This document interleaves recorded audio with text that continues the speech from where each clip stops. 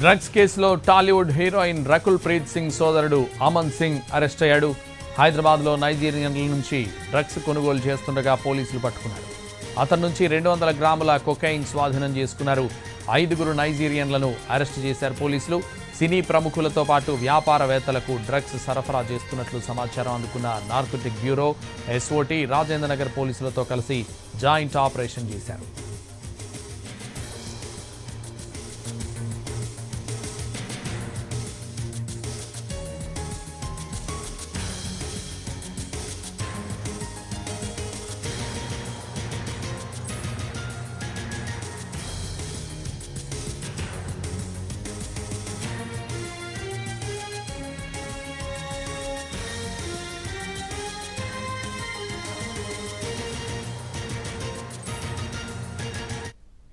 drugs కేసులో టాలీవుడ్